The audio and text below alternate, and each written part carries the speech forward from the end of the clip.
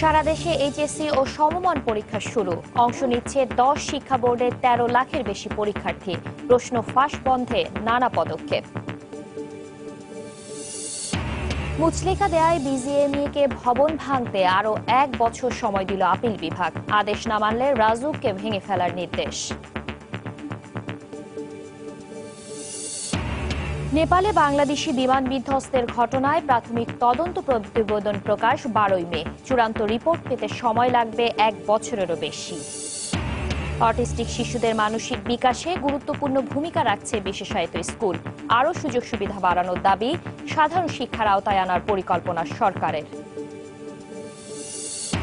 এবং গ্রীষ্মের আগেই খুলনা নগরীতে খাবার পানির তীব্র সংকট। পানির স্তর নেমে যায় কারণ বলছেন বিশেষজ্ঞরা। সুষ্ঠু ব্যবহারের পরামর্শ।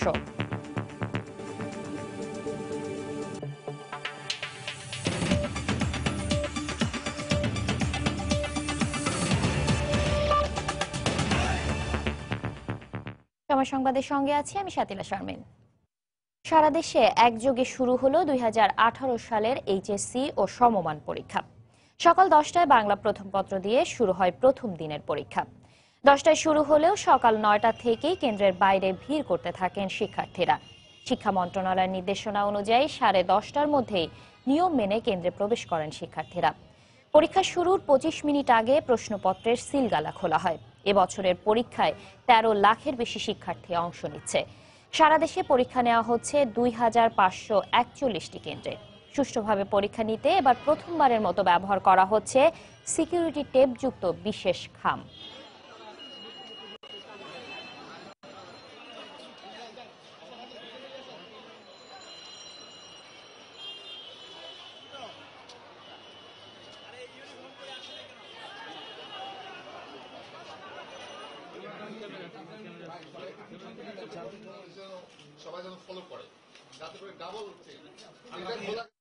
এইচএসসি পরীক্ষার আরো খবর জানাতে রাজধানীর সিদ্ধেশ্বরী গার্লস কলেজে আছেন রিপোর্টার মাহমুদ রাকিব, চট্টগ্রাম কলেজে শফিকুল আলম এবং খুলনা সিটি কলেজ কেন্দ্রে আছেন তরিকুল ইসলাম। প্রথমেই চলে যাচ্ছে রাকিবের কাছে।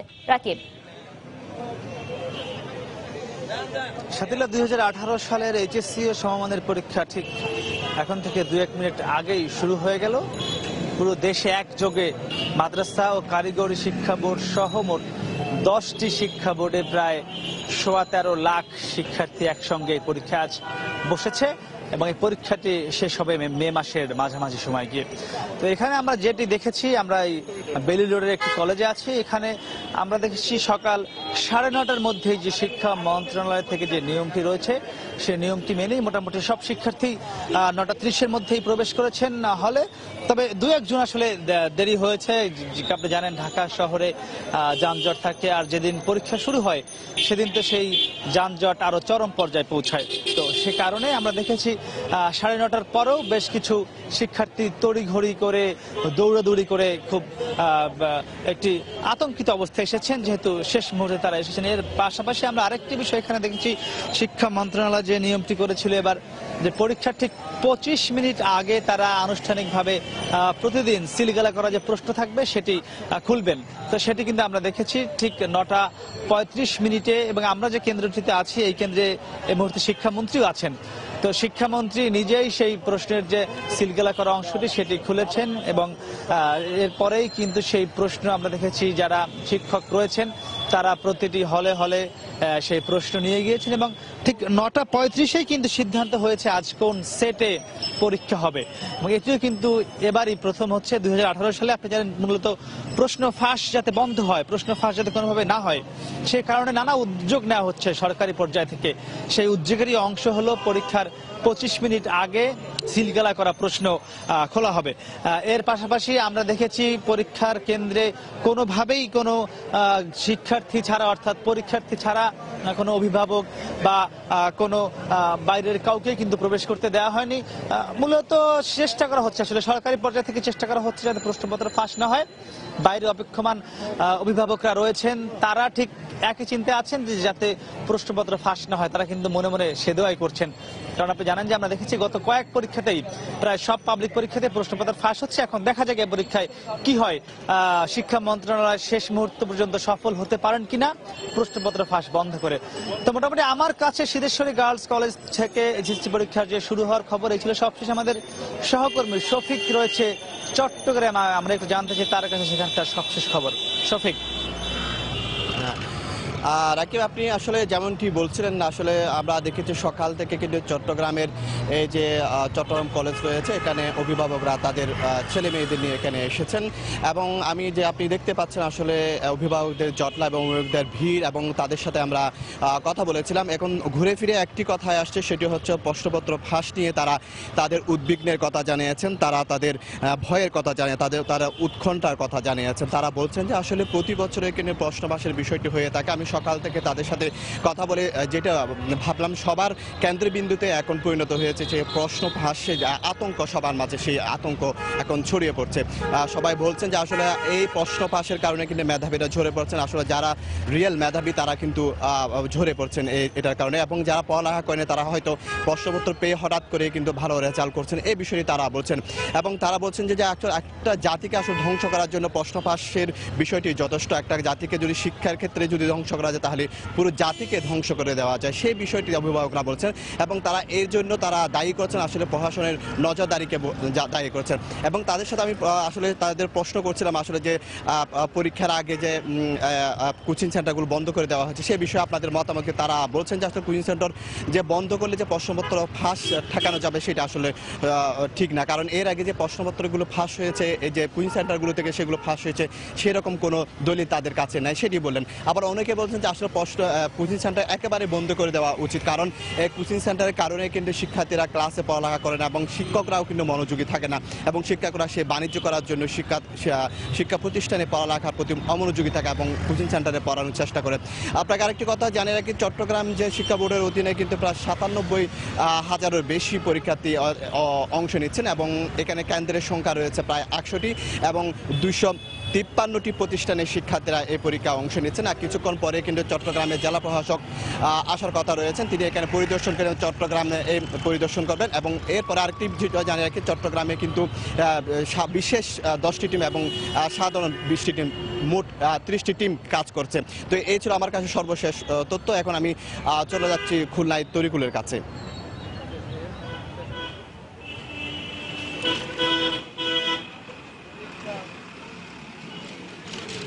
ধন্যবাদ শফিক। সারা দেশের 10টি শিক্ষা বোর্ডের মতো খুলনায় যশোর শিক্ষা বোর্ডের অধীনে কিন্তু এইচএসসি এবং সমমানের পরীক্ষা অনুষ্ঠিত হচ্ছে। এবার যশোর শিক্ষা বোর্ডে 1,22,000 শিক্ষার্থী অংশগ্রহণ করছে বলে আমরা বোর্ড সূত্রে জানতে পেরেছি, যা গত বছরের তুলনায় প্রায় 17,573 জন শিক্ষার্থী বেড়েছে। তো আমরা যদি বলতে চাই, উল্লেখ করার মতো যে খুলনায় 41টি কেন্দ্রে এখানে মহানগর এবং জেলাতে পরীক্ষা অনুষ্ঠিত হচ্ছে, এইচএসসি পরীক্ষা, এবং 25,718 জন পরীক্ষার্থী অংশ নিচ্ছে। গত বছর 39টি কেন্দ্রে 25,639 জন শিক্ষার্থী অংশগ্রহণ করেছিল। তো উল্লেখ করার মতো আরেকটি বিষয় হচ্ছে যে নিরাপত্তা ব্যবস্থা, এবং আপনারা দেখতে পাচ্ছেন যে খুলনা সরকারি মজিদ মেমোরিয়াল সিটি কলেজের সামনে পুলিশের একটি নিরাপত্তা রয়েছে, এবং পুলিশের পাশাপাশি এখানকার মহিলা পুরুষও এখানে দায়িত্ব পালন করছেন। এবং আপনারা দেখতে পাচ্ছেন যে কলেজের সামনে কিন্তু এখানে অভিভাবকরা তারা অপেক্ষা করছে, তাদের শিক্ষার্থীরা এখানে পরীক্ষা দিচ্ছে এবং তারা খুব উদ্বিগ্ন অবস্থায় এখানে আছে। এবং এই কেন্দ্রে 441 জন পরীক্ষার্থী অংশগ্রহণ করছে। তো আপনারা জানেন যে সম্প্রতি প্রশ্নফাঁস নিয়ে একটি বিষয়গুলো সবচেয়ে আলোচিত একটি বিষয়, এবং এই আলোচিত বিষয়ের মধ্যে কিন্তু প্রশাসন কিন্তু কড়া নিরাপত্তা ব্যবস্থা এবং কড়া নজরদারি রেখেছে, যাতে পরীক্ষার হলে কোনো রকম ডিভাইস বা মোবাইল ব্যাংকিং এর উপর আপনারা জানেন যে এখানে একটি নিষেধাজ্ঞা জারি করা হয়েছে।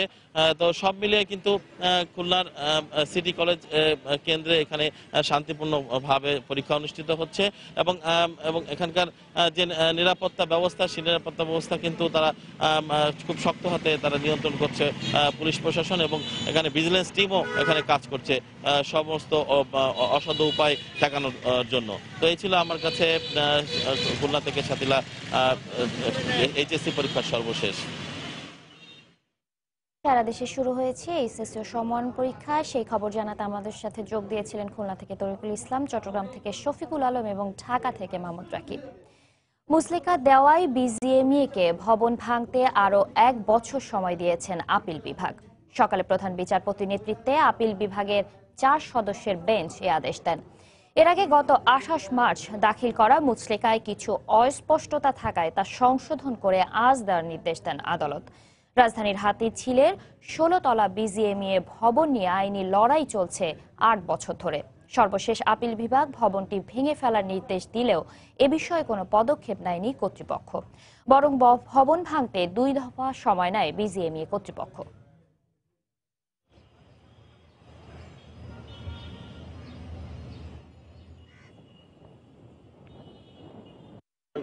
আমরা 1 বছরের যে সময় পাচ্ছি 12ই এপ্রিল 2019 পর্যন্ত, এরপরে আমরা সময় প্রার্থনা করব না আদালতের কাছে। দ্বিতীয় হচ্ছে যে আমরা ওই আদালতের যে আদেশটি ছিল ওটা আমরা কমপ্লাই করব। আর তৃতীয় হচ্ছে যে বিজিএমই বাধ্য থাকবে অঙ্গীকার নাম্বার 90 দিন পরে যে আপনাদের ভাঙার যে কথা ছিল সেটা কি আপনারা করবেন? আমরা আদালতের যে আদেশটি ছিল প্রত্যেকটি কমপ্লাই করব। এখন অনেক আদেশ, অনেক তো ডাইরেকশন ছিল, শুধু ভ্যাকেট করে দিবেন, কিন্তু আদালত সন্তুষ্ট না হওয়ার আমরা কমপ্লায়েন্সের কথা বলেছি, তো আমরা রায়টাও পেয়েছি যে কমপ্লায়েন্স করার জন্য 1 বছর সময় আছে, আমরা সেভাবেই কমপ্লাই করব। হাইকোর্টে আছেন রিপোর্টার আফজাল হোসেন। আদেশের বিষয়ে বিস্তারিত জানতে সরাসরি চলে যাচ্ছি তার কাছে। আফজাল। সাথীলা, বিজিএমই কর্তৃপক্ষ আজকে আপিল বিভাগে যে সংশোধিত মুচলেকা দাখিল করেছেন, সেই মুচলেকায় 3টি শর্তের কথা বলা হয়েছে এবং তারা বলছেন যে আজকে যদি আদালত 1 বছরের সময় দেয়, সেই সময়টি এবং সেই আদেশ মেনে তারা 1 বছরের মধ্যে ভবন ভাঙবেন এবং আদালতের আদেশ মানতে বাধ্য থাকবেন। এটি একটি শর্ত। আরেকটি শর্ত বলা হয়েছে, তারা ভবিষ্যতে এই যে 12 এপ্রিল 2019 সাল পর্যন্ত ভবন ভাঙতে সময় দেওয়া হয়েছে, এরপরে তারা নতুন করে সময় চাইবেন না। এটি হচ্ছে দ্বিতীয় শর্ত। আর তৃতীয় শর্ত হচ্ছে, যদি ভবনটি এই সময়ের মধ্যে না ভাঙা হয়, তাহলে কোনো কারণে যদি না ভাঙা হয়, তাহলে এই আদেশের বিষয়ে, ভবন ভাঙার বিষয়ে বিজিএমইএ দায়বদ্ধ থাকবে। এই 3টি শর্তটি বিবেচনা করেই আপিল বিভাগ বিজিএমই কর্তৃপক্ষকে 1 বছর সময় দিয়েছে। সেই সময়টি শেষ হবে 12 এপ্রিল 2019 সাল পর্যন্ত। যদিও রিটকারী আইনজীবী তারা বলছিলেন যে এই আগেও বিজিএমই কর্তৃপক্ষ 3 বার সময় নিয়েছে এবং 3 বার সময়ই তারা আদালতের আদেশ মেনে ভবনটি ভাঙা হয়নি, যার কারণে তাদেরকে আরো যে 1 বছরের সময়, সেই আবেদনটি বিবেচনা যেন না করা হয়। যদি করা হয়, তারপরেও যদি সময়ের যে ডিউরেশনটা সেটি যেন আরো কমানো হয়। তো আদালত বলেছেন যে এটি তাদের জন্য সর্বশেষ সুযোগ। যদি বিজিএমই কর্তৃপক্ষ ভবনটি না ভাঙে, তাহলে রাজুককে বলা হয়েছে যে 12 এপ্রিল 2019 সালের পরে এই ভবনটি তারা গুড়িয়ে দিতে বলা হয়েছে। আর এই বিজিএমই ভবন নিয়ে বেশ কয়েক বছর ধরে, মিনিমাম 60 বছর ধরে আইনি প্রক্রিয়া চলছিল। 2011 সালে বিজিএমই ভবনটি ভেঙে ফেলতে হাইকোর্ট আদেশ দিয়েছিলেন, যে আদেশের বিরুদ্ধে বিজিএমই কর্তৃপক্ষ সুপ্রিম কোর্টে আপিল করেছে এবং রিভিউ আবেদন করেছে। 2টি আবেদনই আপিল বিভাগ খারিজ করে দিয়েছেন, যার ফলে বিজিএমই ভবনটি ভাঙার ক্ষেত্রে আইনি কোনো বাধ্যবাধকতা বাধা ছিল না। কিন্তু বিজিএমই কর্তৃপক্ষ বারবার ভবনটি অন্যত্র সরিয়ে নেওয়ার জন্য তাদের উত্তরায় কাজ চলছে সেই কথা বলে এর আগে 3 বার সময় নিয়েছেন। সবশেষ আদালত যেহেতু দেখছেন যে তাদের আদালত বিজিএমই কর্তৃপক্ষের আদেশটি মানছেন না, যার কারণে তারা এবার মুচলেকা নিয়েছেন এবং মুচলেকার শর্তেই আজকে 1 বছর সময় মঞ্জুর করেছেন। তো এই ছিল সুপ্রিম কোর্ট থেকে বিজিএমই ভবন ভাঙার আদালতের আজকের আদেশের বিষয়ে সবশেষ খবর। সাথীলা। মুচলেকার বিনিময়ে আরো 1 বছর সময় দিয়েছেন আদালত বিজিএমইএ ভবন ভাঙতে। তার বিস্তারিত আমাদেরকে জানাচ্ছিলেন উচ্চ আদালত থেকে আফজাল হোসেন। নেপালে ইউএস বাংলা বিমান বিধ্বস্তের ঘটনার কারণ অনুসন্ধানে গঠিত তদন্ত কমিশন আগামী 12ই মে প্রাথমিক প্রতিবেদন প্রকাশ করবে। সময় সংবাদকে এ তথ্য জানান কমিশন সদস্য ক্যাপ্টেন সালাউদ্দিন মোহাম্মদ রহমতুল্লাহ। তবে প্রাথমিক তদন্তে দুর্ঘটনা কিভাবে ঘটেছে তার বিস্তারিত জানা গেলেও কারণ জানতে আরও সময় লাগবে। হাজারে শিবলির রিপোর্ট। গত 12 মার্চ নেপালে ত্রিভুবন বিমানবন্দরে ইউএস বাংলার বিমান বিধ্বস্তের পর পার হয়েছে 3 সপ্তাহ। এরই মধ্যে বিধ্বস্ত উড়োজাহাজের black box, cockpit voice recorder, digital flight data recorder সহ তদন্তের জন্য গুরুত্বপূর্ণ 5টি কম্পিউটার ইউনিট উদ্ধার করেছে নেপাল সরকারের গঠিত তদন্ত কমিশন। তবে এখনো জানা যায়নি দুর্ঘটনার কারণ। কমিশনের একমাত্র বাংলাদেশি সদস্য জানান, রোববার কানাডার ট্রান্সপোর্টেশন সেফটি বোর্ডের কাছে পাঠানো হয়েছে এসব তথ্য উপাত্ত। তিনি জানান, আন্তর্জাতিক সিভিল এভিয়েশন সংস্থা আইকাওয়ের নির্ধারিত সময়ে প্রকাশ করা হবে প্রাথমিক প্রতিবেদন। এই ট্রান্সপোর্ট সেফটি বোর্ড তারা আমাদের কাছে অঙ্গীকারনামা দিয়েছে, আমরা নিউট্রাল কাজ করি। Member secretary of the commission of Nepal এবং আমি অ্যাক্রিডিটেড রিপ্রেজেন্টেটিভ ফ্রম বাংলাদেশ, এই দুজন আমরা যাব ওখানে 22 তারিখের মধ্যে পজিশন করে 23 তারিখে সকালে যেয়ে আমরা ওগুলো খুলবো বক্স থেকে। এই পর্যবেক্ষণের মাধ্যমে আমরা বুঝতে পারবো কে ফ্লাইং করছিল, কে করছিলেন বা কে কথা বলছিলেন বা কে কি নির্দেশ দিয়েছিলেন ইত্যাদি। 12 মে এর মধ্যে রিপোর্টটা দিব। তবে প্রাথমিক তদন্তে দুর্ঘটনা কিভাবে ঘটেছে তার বিস্তারিত জানা গেলেও কারণ জানতে আরো সময় লাগবে। তিনি আরো জানান, তদন্ত কমিশন ইতিমধ্যে পাইলটের সঙ্গে নেপালের ত্রিভুবন বিমানবন্দরের এটিসি টাওয়ারের কথোপকথনের রেকর্ড শুনলেও সবকিছু বিশ্লেষণ করে সঠিকভাবে উড়োজাহাজটি কেন অবতরণ করেনি তা জানতে সময় লাগবে।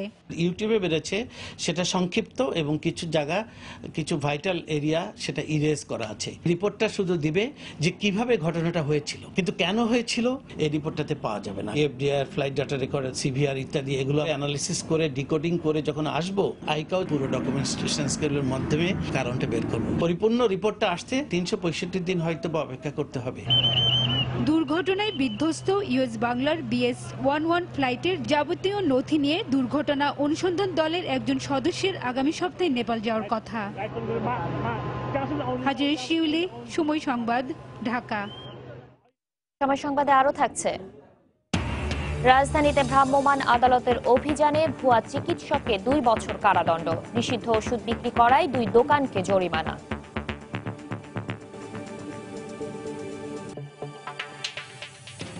অটিস্টিক শিশুদের মানসিক বিকাশে গুরুত্বপূর্ণ ভূমিকা রাখছে বিশেষায়িত স্কুলগুলো। বিশেষজ্ঞরা বলছেন, শিশুদের মানসিক বিকাশে বিশেষায়িত স্কুলের কোনো বিকল্প নেই, আর তাই এ ধরনের স্কুলের সুযোগ সুবিধা বাড়ানোর দাবি অভিভাবকদের। সমাজ কল্যাণ মন্ত্রী জানিয়েছেন, অটিস্টিক শিশুদের সাধারণ শিক্ষার আওতায় আনার পরিকল্পনা নিয়েছে সরকার। মুজাহিদ শুভর রিপোর্ট।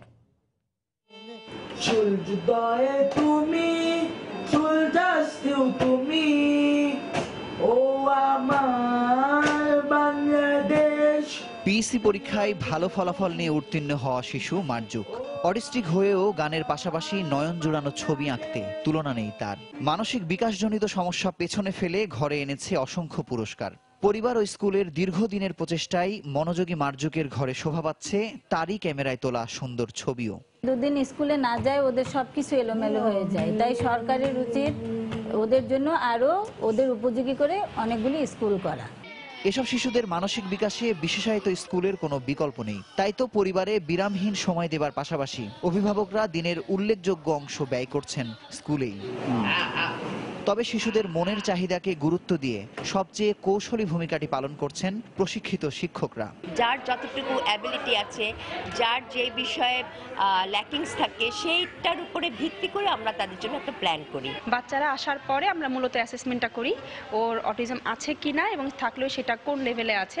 আগের তুলনায় এতটাই ভালো হয়েছে যে এখন অনেক কমে গেছে প্রবলেমগুলা। সমাজ কল্যাণ মন্ত্রণালয়ের তথ্য অনুযায়ী দেশে অটিস্টিক শিশুর সংখ্যা প্রায় 1.5 লাখ।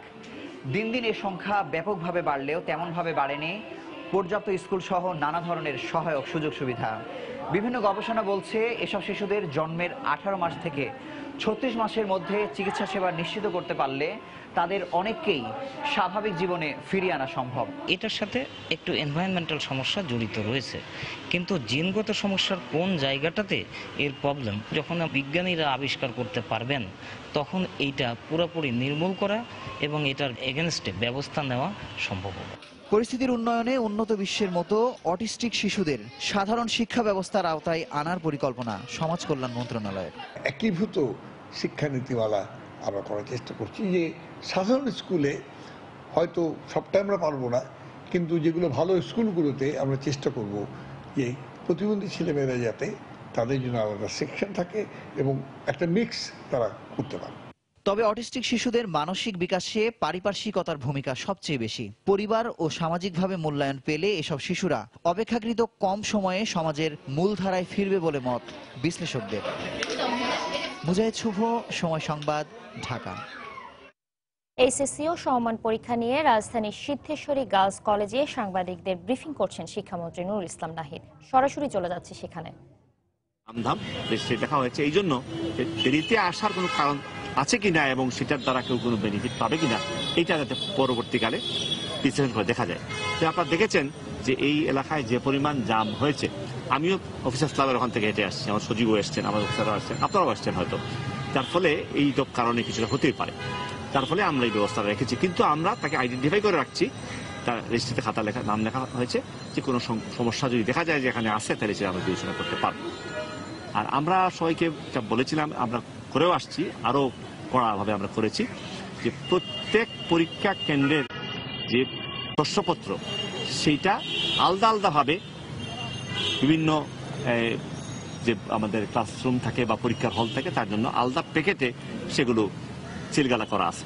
সবগুলোকে আরেকবার সিলগালা করে একটা টেপ দিয়ে দেওয়া হয়েছে, যদি ওই টেপটা খুলে ফেলে তাহলে কিন্তু সেটা দাগ থেকে যাবে। এবং সেজন্য আমরা 30 মিনিট আগে সবাইকে ভিতরে নিয়ে আসছি এবং আমরা 25 মিনিট আগে ওই খামটা উন্মুক্ত করছি, যার ফলে কেউ বাইরে থাকতে এই খামটা উন্মুক্ত হওয়ার কোনো সুযোগ এখানে নাই। এই প্রসেসটা আপনারা সবাই দেখেছেন, সকলের সামনেই আমরা করেছি। এবং এখানে আমরা 30 মিনিট আগে সকালে ঢুকেছেন, আমি আগেই বলেছি, 2-1 4-5 জন দেরিতে আসছেন, তার তথ্য রাখা হয়েছে। আর আপনাদের সামনেই আমরা প্যাকেট খুলে দেখিয়েছি যে প্রথমটাও সিলগালা করা ছিল, টেপ দিয়ে এমনভাবে দেওয়া ছিল যেন খুললে পরে চিহ্ন থেকে যাবে, আর ভিতরের সবগুলো সিলগালা করা সেটাও আপনাদের সবাইকে আমরা দেখিয়েছি, যার ফলে 25 মিনিট আগে খোলা হয়েছে এবং তারপরে এই রুমে রুমে বিতরণ করা হয়েছে। মোবাইলে সেট এবং এইটা খুলবেন কোন সেট খুলবেন সেটা ওই 25 মিনিট আগে এখানকার কেন্দ্র সচিব বা আমাদের প্রিন্সিপাল মহোদয় তার কাছে এই মেসেজটা এসছে এবং ওটাই হলো নিশ্চয়তা। আমরা কোনো নির্দেশ দিই নেই, ওই নির্দেশনা অনুসারেই মেসেজ চলে আসছে এবং সেই হিসাবে এটা খোলা হয়েছে। এবং সারা দেশে এইভাবেই এই সেট কোড কোনটা হবে সেটা যাবে এবং সেখান থেকে খোলা হবে। তো আমরা আশা করছি যে আমরা যে ব্যবস্থা নিয়েছি সেই অনুসারে শান্তিপূর্ণ ভালো পরীক্ষা হবে।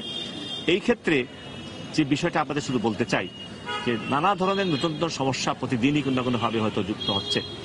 আমরা সম্ভাব্য যা হতে পারে এবং যা যা আমাদের জানার মধ্যে আছে আপনারা আমাদেরকে জানাইছেন কিংবা আপনাদের মাধ্যমে আমরা জানতে পারছি বা অন্যান্য মাধ্যমে জানতে পারছি, এই সব কিছু মোকাবেলা করে রাজধানীর রামপুরার বউবাজার এলাকায় ওষুধের দোকানে অভিযান চালিয়ে এক ভুয়া চিকিৎসককে গ্রেফতার করেছে র্যাবের ভ্রাম্যমাণ আদালত। তাকে 2 বছরের সশ্রম কারাদণ্ড দেওয়া হয়। অভিযানে বিক্রয় নিষিদ্ধ ওষুধ বিক্রির অপরাধে 2 দোকান মালিককে 50 ও 25,000 টাকা জরিমানা করেন আদালত। গোপন সংবাদের ভিত্তিতে রোববার রাত 11টার দিকে রামপুরার বউবাজার এলাকায় অভিযানে নামে র্যাবের ভ্রাম্যমাণ আদালত। এ সময় যশোর মেডিসিন কর্নারে গিয়ে দেখা যায় চিকিৎসক ওয়ালিউর রেজা রোগীর সেবা দিচ্ছেন, যার নামের সঙ্গে MBBS FCPS মেডিসিন সহকারী অধ্যাপক লেখা রয়েছে। বাইরে রোগীর সংখ্যাও কম নয়। কিন্তু ভ্রাম্যমাণ আদালতের জিজ্ঞাসাবাদে বেরিয়ে আসে কথিত ওয়ালিউর রেজা শুধুমাত্র HSC পাশ করেই ডাক্তার বনে গিয়েছেন। দীর্ঘদিন ধরে এই দোকানে চিকিৎসা সেবা দিয়ে আসছেন তিনি। একদিন গেছিলাম বাচ্চার ওষুধ খাওয়াবো, এটা মানে দেখাতে আসছিলাম ওনার কাছে, বলছে যে উনি অনেক ভালো। উনি ওয়াবদারুলের বসতেন অবতার ফার্মেসিতে, সেখানে আমি পেশেন্ট হয়ে গেছি, উনি আমাকে ট্রিটমেন্ট করেছেন। বছর 3 থেকে রাতে 8:30 থেকে 11টা পর্যন্ত টাইম দেন। ভুয়া চিকিৎসক সেজে চিকিৎসা দেওয়ার অপরাধে তাকে 2 বছর কারাদণ্ড দেন র্যাবের ভ্রাম্যমাণ আদালত। এছাড়া বিক্রয় নিষিদ্ধ ওষুধ রাখায় 2টি ওষুধ বিক্রয় কেন্দ্রের মালিককে 50 ও 25,000 টাকা করে জরিমানা করা হয়। ডক্টর না হয়েও তিনি ডক্টর পরিচয় দিয়ে করেছেন, মানুষের স্বাস্থ্যের জন্য ঝুঁকি নিয়ে আসছেন। এই অপরাধের কারণে উনি দোষ স্বীকার করেছেন এবং আইন অনুযায়ী তাকে 2 বছরের বিনাশ্রম কারাদণ্ডের আদেশ করা হয়েছে। পাশাপাশি এখানে যে মেডিসিন কর্নারে উনি বসতেন সেই দোকানে কিছু প্রহিবিটেড বা নিষিদ্ধ কিছু ওষুধ, ব্যান করা কিছু ওষুধ আমরা পেয়েছি।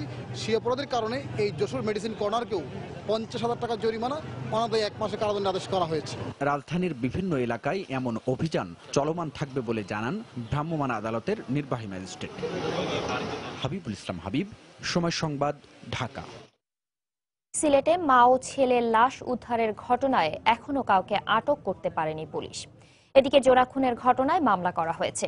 গতরাতে কোতোয়ালি থানায় মামলাটি করেন নিহত রোকেয়া বেগমের ভাই জাকির। মামলায় অজ্ঞাতদের আসামি করা হয়েছে। পুলিশ বলছে হত্যাকাণ্ডের রহস্য উদ্ঘাটন ও জড়িতদের চিহ্নিত করার চেষ্টা চলছে। গতকাল দুপুরে সিলেটের মীরাবাজার এলাকার একটি বাসা থেকে রোকেয়া বেগম ও তার ছেলে রবিউল ইসলামের লাশ উদ্ধার করা হয়। আহত অবস্থায় উদ্ধার করা হয় 5 বছরের শিশু রাইসাকে। তাকে পুলিশ হেফাজতে চিকিৎসা দেওয়া হচ্ছে। গ্রীষ্মের আগেই খুলনা নগরীতে দেখা দিয়েছে খাবার পানির তীব্র সংকট। ভূগর্ভস্থ পানির স্তর নেমে যাওয়ায় নলকূপ ও পাম্প থেকে পানি ওঠা কমে যাওয়ায় এ সমস্যা দিন দিন বাড়ছে। কোথাও কোথাও 1000 ফুট গভীরতার নলকূপেও পানি পাওয়া যাচ্ছে না। বিগত বছরগুলোতে এপ্রিল থেকে পানির সংকট দেখা দিলেও এবছর মার্চ থেকেই তা শুরু হয়েছে। তরিকুল ইসলামের রিপোর্ট, ক্যামেরায় ছিলেন নিয়ামুল হোসেন কোচি। প্রতিবছর গ্রীষ্মের শুরুতে খুলনা মহানগর সহ উপজেলাগুলোতে দেখা যায় তীব্র সুপেয় পানির সংকট। পানি পাওয়া যায় না টিউবওয়েল ও পাম্পগুলোতে। চলতি বছর 1 মাস আগে থেকেই শুরু হয়েছে এ সংকট। ওয়াসা সূত্রে জানা যায়, নগরীর 15 লাখ মানুষের প্রতিদিন পানির চাহিদা 24 কোটি লিটার। খুলনা ওয়াসা পাম্পের মাধ্যমে সরবরাহ করে 11.5 কোটি লিটার। বাকি চাহিদা মেটে ব্যক্তিগত নলকূপ থেকে। ভূগর্ভস্থ থেকেই উত্তোলন করা হয় চাহিদার বেশিরভাগ পানি। কিন্তু গরমে নিচে নেমে যাচ্ছে ভূগর্ভস্থ পানির স্তর। ফলে অনেক এলাকার নলকূপ ও পাম্পে পানি উঠছে না আগের মতো। ধান শেষ হয়ে যাচ্ছে, দেখতেছেন পানি তো দূরই থাক, পানির স্পর্শও করে নাই। একটা কলসি ভরতে লাগে আধা ঘন্টা, নিচে পানি মোটেও নাই, ওঠে না। খুলনা শহরের প্রত্যেক বছরই গরমের সময় এটা আমরা ভোগান্তির শিকার হচ্ছি। মোটর চালাতে হচ্ছে, ইলেকট্রিক বিল বেশি আসতেছে আগে থেকে। পানির এত সমস্যা যে পানির জন্য আমরা এদিক ওদিক ছুটে বেড়াচ্ছি, কিন্তু পানি পাচ্ছি না। বিশেষজ্ঞরা বলছেন, নদ নদী জলাশয় ভরাট হয়ে যাওয়া এবং ভূ পরিভাগের পানি যত্রতত্র ব্যবহারের কারণে গ্রীষ্ম মৌসুমে পানি পাওয়া যাচ্ছে না। সেই সাথে পানির ব্যবহার সুষ্ঠু ব্যবস্থাপনার আওতায় আনার পরামর্শ তাদের। ভূমিতে পানি ধারণ করার আর কোনো জায়গা থাকছে না। বৃষ্টি আসলে পানি গড়ায় চলে যাচ্ছে, সেই পানি আমরা ধারণ করতে পারতেছি না। কাজেই আমাদের ভূগর্ভস্থ যে পানির লেয়ার তা ক্রমশই নিচে নেমে যাচ্ছে এবং এই সংকট তৈরি হচ্ছে। রিসাইক্লিং করে পানি ব্যবহার করতে পারি। অন্যদিকে ভূগর্ভস্থ পানির উপর চাপ কমায় নিয়ে আমাদেরকে ভূ উপরিভাগস্থ পানির ব্যবহার বৃদ্ধি করতে হবে। ওয়াসা কর্তৃপক্ষ বলছে, চলতি বছরের মাঝামাঝিতে মধুমতি থেকে পানির লাইন বসানোর কাজ শেষ হলে আগামী গ্রীষ্ম মৌসুমে আর পানির সংকট থাকবে না। আগামী বছর থেকে সারফেস ওয়াটার সরবরাহ করতে পারবো এবং আন্ডারগ্রাউন্ড ওয়াটারের উপরে চাপ অনেক কমে যাবে, যার কারণে আমরা এই গ্রীষ্ম মৌসুমে সুষ্ঠুভাবে পানি সরবরাহ করতে পারবো এবং অধিক সংখ্যক গ্রাহকদেরও পানি সরবরাহ করতে পারবো। ওয়াসা সূত্রে জানা যায়, নগরীতে খুলনা ওয়াসার পাম্প রয়েছে 85টি এবং পানি সরবরাহ পাইপলাইন রয়েছে 290 কিলোমিটার। এছাড়া গভীর নলকূপের সংখ্যা 9000। তরিকুল ইসলাম, সময় সংবাদ, খুলনা। হঠাৎ কালবৈশাখী ঝড় ও শিলাবৃষ্টিতে নওগাঁর মহদেবপুরের কয়েকটি গ্রামের শতাধিক কৃষকের স্বপ্ন লণ্ডভণ্ড হয়ে গেছে। বিভিন্ন সংস্থা থেকে চড়া সুদে ঋণ নিয়ে চলতি মৌসুমে বেগুন, ভুট্টা, ঢেঁড়স, পেঁয়াজ সহ বিভিন্ন ফসল চাষ করছিলেন তারা। কিন্তু রোববার রাতে ঝড় ও শিলাবৃষ্টিতে এসব ফসলের ব্যাপক ক্ষতি হয়। জেলা কৃষি বিভাগ বলছে, গত দুদিনের ঝড় শিলাবৃষ্টিতে 50 হেক্টর জমির ফসলহানি হয়েছে। নওগাঁ প্রতিনিধি এমআর রকির রিপোর্ট। নওগাঁর মহাদেবপুর উপজেলার গোবিন্দপুর গ্রামের কৃষক আশরাফুল বিভিন্ন সংস্থা থেকে চড়া সুদে 70,000 টাকা ঋণ নিয়ে বেগুনের চাষ করেছিলেন। বেগুনের ফলনও ভালো হয়েছিল। আর কদিন পর ক্ষেতের বেগুন তুলে বাজারে বিক্রির যখন স্বপ্ন দেখছিলেন, সে মুহূর্তে ঝড় ও শিলাবৃষ্টিতে তার স্বপ্ন দুমড়ে মুচড়ে গেছে। আশরাফুলের মতো এই গ্রামের শতাধিক কৃষক এখন এনজিওর কিস্তি আর চড়া সুদে নেওয়া ঋণ শোধ কিভাবে করবেন এ দুশ্চিন্তায় দিন পার করছেন। রোববার রাতে প্রচন্ড শিলাবৃষ্টি ও ঝড়ে বেগুন, পেঁয়াজ, ঢেঁড়স, ভুট্টা খেতে পানি জমে নষ্ট হয়ে গেছে। কৃষকরা মাঠে জমে থাকা পানি সরিয়ে ফসল রক্ষার শেষ চেষ্টা চালাচ্ছেন। আপৎকালীন দুর্যোগে সরকারি সহায়তা চেয়েছেন কৃষকরা। অতিরিক্ত বৃষ্টি এবং পাথর হওয়ার জন্য আমাদের ব্যাপক ক্ষয়ক্ষতি হয়েছে। ঢেঁড়স, ভুট্টা, কালাই, তারপরে ক্ষীরা, শসা এলা সম্পূর্ণ নষ্ট হয়ে গেছে। বেগুনের গাছ শুতে পড়েছে, পাথরে ফুল জ্বালা ব্যাগ ছিঁড়ে ছিটকে ফেলে দিছে। বড় চিন্তার মধ্যে পড়ে গেছি যে এই ঋণগুলো আমরা কি দিয়ে শোধ করব। গত শুক্রবার থেকে রোববার পর্যন্ত কয়েক দফায় ঝড় ও শিলাবৃষ্টি বয়ে যায় নওগাঁ সদর, মহাদেবপুর, মান্দা ও সাপাহার উপজেলার উপর দিয়ে। জেলা কৃষি কর্মকর্তা বলছেন, আকস্মিক এই দুর্যোগে 50 হেক্টর জমির ফসলহানি হয়েছে। ধানের কোনো ক্ষতি হবে না, কিন্তু ভুট্টার পাতাটা কিছুটা ছিঁড়ে গেছে। একটু সতর্ক থাকতে হবে যে গমটা যদি আমরা দ্রুত কেটে নিতে পারি, কৃষকদের আমরা পরামর্শ দিচ্ছি।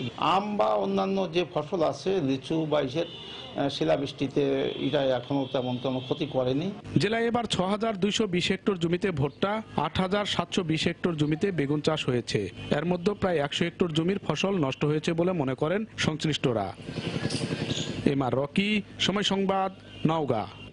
গাজীপুর সিটি কর্পোরেশন নির্বাচনে তফসিল ঘোষণার পর মনোনয়ন পেতে দৌড়ঝাঁপ শুরু করেছেন প্রার্থীরা। মেয়র পদে একাধিক প্রার্থী থাকায় কিছুটা বিপাকে রয়েছে আওয়ামী লীগ, আর বিএনপির সংশয় রয়েছে নির্বাচনের সুষ্ঠু পরিবেশ নিয়ে। মাহমুদ রাকিবের রিপোর্ট, ছবি তুলেছেন সাইফুল ইসলাম। ৫ বছর পর ফের নির্বাচনী হাওয়া বইতে শুরু করেছে দেশের সবচেয়ে বড় আয়তনের নগরী গাজীপুরে। নগরীর অনেক রাস্তায় ছেয়ে গেছে মনোনয়ন প্রত্যাশীদের এমন ব্যানার, ফেস্টুন আর রং বেরঙের পোস্টারে। মেয়র পদে দলীয় মনোনয়ন পেতে ইতিমধ্যেই কেন্দ্রের নজর কাটতে কাজ শুরু করেছেন ক্ষমতাসীন আওয়ামী লীগের প্রায় ৫ জন সম্ভাব্য প্রার্থী। কেন্দ্র থেকে সবুজ সংকেত পাওয়ারও দাবি করছেন ২-১ জন। তারা বলছেন মনোনয়ন পেলে নগর ভবন বিএনপির কাছ থেকে পুনরুদ্ধার করা হবে। আমাকে মাননীয় প্রধানমন্ত্রী গণভবন থেকে নিজেই মৌখিকভাবে বলে দিয়েছে এখানে নির্বাচন করার জন্য প্রস্তুতি নেওয়ার জন্য। মনোনয়নের ক্ষেত্রে রেড সিগন্যাল, গ্রিন সিগন্যাল, এই সমস্ত কথা আমার মনে হয় যে কোনো অভিধানে নাই। এক একজন এক একভাবে কথা বলতে পারে। সিটি কর্পোরেশন পরিচালনা করার জন্য যে অভিজ্ঞতার প্রয়োজন, সেই অভিজ্ঞতা এবং দক্ষতা আমার রয়েছে। এইখানে ৪৬ বছরের ভিতরে কোনো মাস্টার প্ল্যান নেই। আমি একটা মাস্টার প্ল্যান করব। আওয়ামী লীগের মধ্যে প্রতিযোগিতা আছে, কিন্তু এর মধ্যে কোনো প্রতিহিংসা নাই। ১১,৬৪,৪২৫ জন ভোটারের সিটি কর্পোরেশন নির্বাচনে সমান সুযোগ নাই দাবি করে এখনো মাঠে নামেনি গাজীপুর বিএনপি। সমস্যা আছে একাধিক প্রার্থী নিয়েও। যদিও সুষ্ঠু নির্বাচন হলে ঐক্যবদ্ধভাবে তাতে অংশ নেওয়ার জন্য বিএনপি প্রস্তুত বলে দাবি দলটির। আমাদেরকে মাঠে ওইভাবে প্রচারণার সুযোগ দেওয়া হচ্ছে না। নেতাকর্মীরা মামলা মোকদ্দমা এমনভাবে জর্জরিত, পুলিশের ভয়ে অনেকেই মাঠে নামতে পারে না।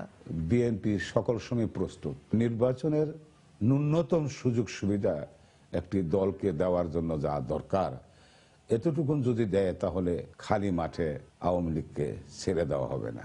প্রার্থী একাধিক থাকলেও চূড়ান্তভাবে যে সিদ্ধান্ত দেওয়া হবে তখন আর আশা করি যে কোন প্রার্থীর মধ্যে ভেদাভেদ থাকবে না। তবে ন্যূনতম নাগরিক সুবিধা বঞ্চিত নগরবাসী বলছেন গত ৫ বছরে একটু উন্নয়নের ছোঁয়া লাগেনি ৩২৯ বর্গ কিলোমিটার আয়তনের গাজীপুর নগরীতে। তাই ৫৭টি ওয়ার্ডের নাগরিকরা এবার উন্নয়নের আশা করেন, রেহাই চান ভোগান্তি থেকে। শিল্প প্রতিষ্ঠান এলাকা হওয়া সত্ত্বেও প্রচুর যানজট হয়, ময়লা পানি দূর হওয়ার জন্য কোনো ড্রেন নাই, রাস্তা হয় নাই, ঘাট হয় নাই, কোনো কিছুই হয় নাই। আগের যেভাবে ছিল ওভাবেই চলছে। রাস্তাঘাটে দেখেন বেহাল কি অবস্থা, খারাপ। তারপরে মাদক, এমন মেয়র চাই যে মেয়র আমাদের সম্পূর্ণ ভালো কাজ করবে। নগরবাসী বলছেন সিটি কর্পোরেশন বলতে যা বোঝায় তার কোনো সুবিধাই পাচ্ছেন না গাজীপুরবাসী। তাই তাদের চাওয়া রাজনৈতিক দলগুলো এমন কাউকে মনোনয়ন দিক যারা মেয়র নির্বাচিত হলে গাজীপুরকে একটি আধুনিক ও বসবাসযোগ্য নগরী হিসেবে গড়ে তুলতে পারে। মাহমুদ রাকিব, সময় সংবাদ, গাজীপুর। আগামী জাতীয় সংসদ নির্বাচনকে ঘিরে চট্টগ্রামে শুরু হয়েছে ভোট কেন্দ্র যাচাই বাছাই। চলছে কেন্দ্র তালিকা তৈরির কাজও। একই সঙ্গে শুরু হয়েছে নির্বাচনী সরঞ্জাম কেনার প্রক্রিয়া। তবে রাজনৈতিক দলগুলোর সঙ্গে আলোচনা ছাড়াই ভোট কেন্দ্রের তালিকা করা হলে নির্বাচনের আগে জটিলতা সৃষ্টি হতে পারে বলে আশঙ্কা করছেন বিশ্লেষকরা। সাকত্রিপুর ক্যামেরায় বিস্তারিত জানাচ্ছেন কমল দে। আগামী ডিসেম্বরে জাতীয় সংসদ নির্বাচন আয়োজনের টার্গেট নিয়ে কাজ শুরু করেছে নির্বাচন কমিশন। বড় কোনো জটিলতা না হলে নগরীর ৪টি সহ চট্টগ্রামে এবারও ১৬টি আসন বলবৎ থাকছে। বেড়েছে ভোটারের সংখ্যা। সে অনুযায়ী বর্তমানে ভোট কেন্দ্র যাচাই বাছাই এবং প্রাথমিক তালিকা প্রণয়ন করা হচ্ছে। ইতিমধ্যে আমরা ভোটার তালিকা চূড়ান্ত করেছি। আমাদের যে সেন্টারগুলি আছে সেগুলোর অবস্থানগত দিক বিবেচনা সবকিছু যাচাই বাছাই কার্যক্রম চলছে। আওয়ামী লীগ পুরোদমে নির্বাচনী প্রচারণা চালিয়ে গেল আন্দোলনের মাঠে বিএনপি। তবে নির্বাচন কমিশনের এই তৎপরতা ক্ষমতাসীন আওয়ামী লীগ ইতিবাচক দৃষ্টি দেখলো বিএনপির প্রশ্ন থেকেই যাচ্ছে। সমস্ত রাজনৈতিক দলগুলোর সাথে আলাপ আলোচনার ভিত্তিতে এগুলো করা উচিত হবে বলে মনে করি আমি। একতরফা কারো কথায় কোনো দলের সাথে আলাপ করলে এটা সঠিক হবে না। কোনো পক্ষ যদি জোরালো অভিযোগ থাকে তাইলে আমার মনে হচ্ছে সবার সম্মতি নিয়ে বলানো যেতে পারে। এটা সম্পূর্ণভাবে নির্বাচন কমিশনের এখতিয়ার। নির্বাচন কমিশনের তথ্য অনুযায়ী বর্তমানে সিটি কর্পোরেশনের আওতাধীন ৪টি আসনে ১৮,৭০,০০০ ভোটারের বিপরীতে ভোট কেন্দ্র রয়েছে ৫৫৪টি। এছাড়া জেলার ১২টি আসনে ৩৬,২১,০০০ ভোটারের আসনের বিপরীতে ভোট কেন্দ্র 1286টি। এই অবস্থায় ভোট কেন্দ্র চূড়ান্ত করার আগে রাজনৈতিক দলগুলোর সাথে নির্বাচন কমিশনের আলোচনার প্রয়োজন রয়েছে বলে মনে করছেন বিশ্লেষকরা। বিরোধী দল তারাও নির্বাচনের জন্য চিন্তা ভাবনা করছে, কিন্তু প্রস্তুতির ক্ষেত্রে তারা হয়তো সমানভাবে এগিয়ে আসতে পারছে না। যে কোনো একটা দলের পক্ষে কিংবা সরকারি দলের পক্ষে সেভাবে করা হচ্ছে, এরকম একটা অভিযোগ আসাটা অত্যন্ত স্বাভাবিক। 2014 সালের 5 জানুয়ারি অনুষ্ঠিত হয় সর্বশেষ জাতীয় সংসদ নির্বাচন। আর আইন অনুযায়ী আগামী বছরের 5 জানুয়ারির আগেই একাদশ জাতীয় সংসদ নির্বাচন শেষ করতে হবে। দশম জাতীয় সংসদ নির্বাচনে বিএনপি অংশ না নেওয়ায় চট্টগ্রামের 16টি আসনের মধ্যে 3টি জোটের শরিকদের ছেড়ে দিল, বাকি 13টি আসনে জিতেছিল আওয়ামী লীগ। কমল দে, সময় সংবাদ, চট্টগ্রাম। বিএনপি জামাত জোটের ভোট ব্যাংক হিসেবে পরিচিত ঝিনাইদহ 3 আসনটি গত 2 নির্বাচনে আওয়ামী লীগের দখলে। সরকারের উন্নয়ন সহ নানা সফলতার কারণে আগামী নির্বাচনেও জয়ের ধারাবাহিকতা রাখতে চায় ক্ষমতাসীন দলটি। তবে আসন পুনরুদ্ধারে বিকল্প ভাবছে না সংসদের বাইরে থাকা বিএনপি নেতৃত্বাধীন জোট। রোটাস রহমান সোহাগের তথ্য ও ছবিতে ডেস্ক রিপোর্ট।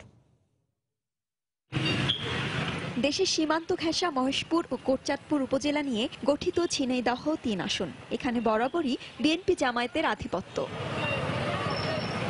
1973 সালে জয় পেলেও পরে নির্বাচনে আসনটি আওয়ামী লীগের হাতছাড়া হয়। 1979 সালে আইডিএল, 86তে জয় পায় জামায়াত। এরপর 1991 থেকে 2001 পর্যন্ত আসনটি দখলে রাখে বিএনপি। প্রায় 29 বছর পর 2008 সালে আসনটি পুনরুদ্ধার করে আওয়ামী লীগ। সবশেষ নির্বাচনেও জয় পায় দলটি।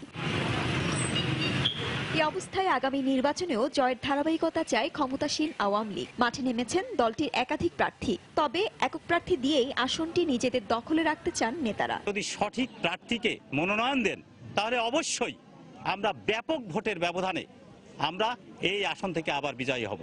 একসময় বিএনপি জামায়াতের দুর্গ হিসেবে পরিচিত থাকলেও গত 10 বছরে পাল্টে গেছে রাজনৈতিক চিত্র। বেশিরভাগ সময় দখলে রাখা আসনটি আবারও পুনরুদ্ধারে মরিয়া জোটের নেতারা। আগামীতে যদি সুষ্ঠু নির্বাচন হয়, জনগণ যদি তার ভোটটা দিতে পারে, ধানের শীষ মার্কা জয়যুক্ত করেই সংসদে পাঠাবো। ভোটাররা বলছেন অবকাঠামো উন্নয়ন ও মাদক নির্মূলে দক্ষ জনপ্রতিনিধি নির্বাচিত করতে চান তারা। এমন একজনকে এমপি হিসেবে আমরা দেখতে চাই, সেজন্য জনগণের কল্যাণে সবসময় ব্যস্ত থাকে। সাধারণ মানুষের কল্যাণে ভূমিকা রেখে এই মহেশপুর কোটচাঁদপুর থানাকে উন্নত করতে পারে। এলাকার রাস্তাঘাট উন্নয়ন হবে, স্কুল মাদ্রাসার উন্নয়ন হবে, এই ধরনের প্রার্থীকে আমরা চাচ্ছি। ঝিনাইদহ 3 আসনে ভোটার 3,47,000। সময় সংবাদ, ঝিনাইদহ।